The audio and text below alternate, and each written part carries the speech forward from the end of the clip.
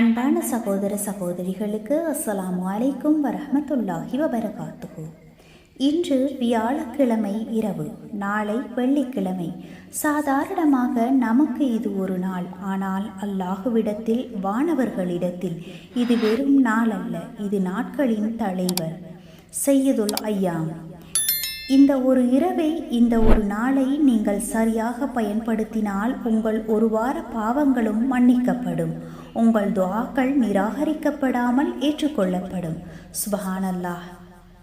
இன்று வெள்ளிக்கிழமை பற்றி அல் குர்ஆனும் ஆதாரபூர்வமான ஹதீஸ்களும் சொல்லும் 7 மிக முக்கியமான சுவாரஸ்யமான விஷயங்களை பார்க்க போகின்றோம். கடைசி வரை கேளுங்கள். கடைசியில் சொல்லப்படும் அந்த ஒரு நேரத்தை நீங்கள் தவறவிடவே கூடாது. அல்லாஹ்வின் தூதர் ஸல்லல்லாஹு அலைஹி வஸல்லம் அன்னவர்கள் கூறினார்கள், சூரியன் உதிக்கும் நாட்களில் மிகச் சிறந்த நாள் வெள்ளிக்கிழமையாகும். அன்றுதான் ஆதம் அலைஹிஸ்ஸலாம் அவர்கள் படைக்கப்பட்டார்கள், அன்றுதான் சொர்க்கத்தில் நுழைவிக்கப்பட்டார்கள், அன்றுதான் சொர்க்கத்திலிருந்து வெளியேற்றவும் பட்டார்கள். இறுதி நாளும் வெள்ளிக்கிழமை அன்றுதான் நிகழும். ஆதாரம் சஹீஹ் முஸ்லிம் 854வது ஹதீஸ். பாருங்கள், மனித வரலாற்றின் ஆரம்பமும் முடிவும் இதே வெள்ளிக்கிழமையில்தான். அதனால்தான் இது வெறும் விடுமுறை நாள் அல்ல, அது ஒரு மகத்தான நாள். இன்னும் அல்லாஹ் அல் குர்ஆனில் ஒரு முழு அத்தியாயத்தையே இந்த நாளுக்காக இறக்கியுள்ளான். சூரத்துல் ஜுமா அல்லாஹ் கூறுகின்றான், ஈமான் கொண்டவர்களே, ஜுமா நாளில் தொழுகைக்காக அழைக்கப்பட்டால் அல்லாஹுவை நினைவு கூர்வதின் பக்கம் விரைந்து செல்லுங்கள், வியாபாரத்தை விட்டுவிடுங்கள், நீங்கள் அறிந்து கொள்வீர்களேயானால் இதுவே உங்களுக்கு மிகச் சிறந்தது. அல் குர்ஆன் 62வது அத்தியாயம் 9வது வசனம். பலருக்கும் தெரியாத ஒரு உண்மை, இஸ்லாத்தின் இரவுதான் முதலில் வரும். வியாழன் மஹ்ரிபுக்கு பிறகே ஜும்ஆவின் இரவு ஆரம்பமாகி விடுகின்றது. எனவேதான் நாம் இந்த பதிவை வியாழன் இரவு பதிவிடுகின்றோம். இந்த இரவிலிருந்து நாம் செய்ய வேண்டிய 3 மிக முக்கியமான அமல்களை பார்க்கலாம்.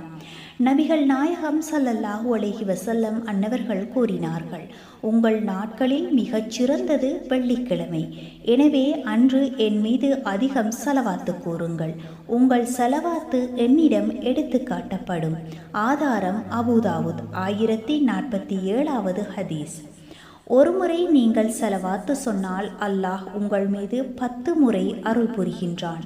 வியாழன் இரவிலிருந்து 1000 முறை சொல்லி பழகுங்கள்.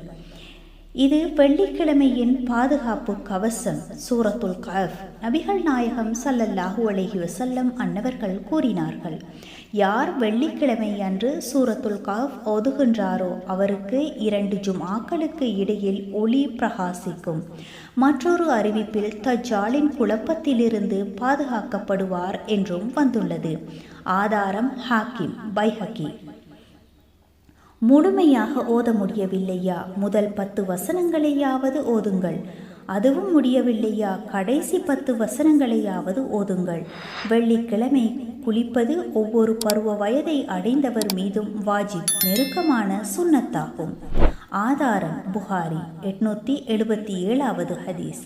நகம் வெட்டுதல், நல்ல ஆடை அணிதல், அத்தர் பூசுதல், இது அல்லாஹுவிற்காக அழகுபடுத்தி கொள்வதாகும்.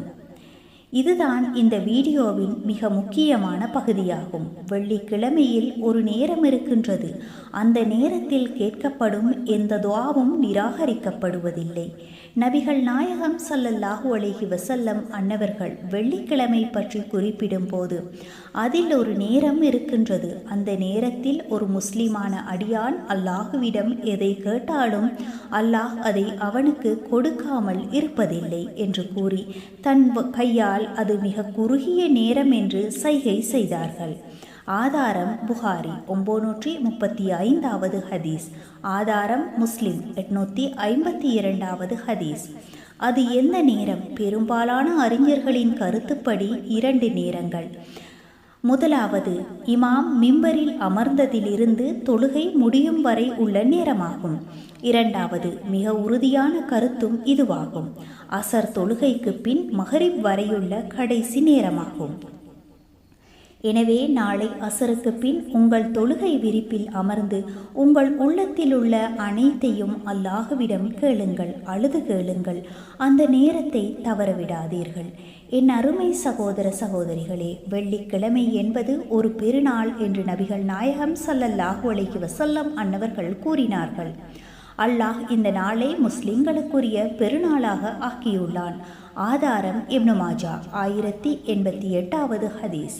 எனவே இந்த வெள்ளிக்கிழமையை வீணாக்கி விடாதீர்கள். தூங்கி கழிக்காதீர்கள். கடை வீதிகளில் சுற்றி கழிக்காதீர்கள். முதலாவது, இன்று இரவிலிருந்து சலவாத்து. இரண்டாவது, சூரா கஹப் ஓதுங்கள். மூன்றாவது, அதிகாலையில் குளித்து நேரத்தோடு பள்ளிக்கு செல்லுங்கள். நான்காவது, அசருக்கு பின் துஆ கேளுங்கள். இந்த 4ஐ மட்டும் செய்யுங்கள். உங்கள் வாழ்க்கை மாறுவதை நீங்களே பார்ப்பீர்கள். இந்த தகவல் பயனுள்ளதாக இருந்தால் மற்றவர்களுக்கும் பகிருங்கள். நீங்கள் பகிர்வதால் ஒருவர் அமல் செய்தாலும் அதன் நன்மை உங்களுக்கும் கிடைக்கும். அல்லாஹ் நம் அனைவரின் ஜுமாவையும் ஏற்றுக்கொள்வானாக. ஆமீன். மீண்டும் பயனுள்ள ஒரு தலைப்புடன் சந்திக்கும் வரை அஸ்ஸலாமு அலைக்கும் வரஹ்மத்துல்லாஹி வபரகாத்துஹு.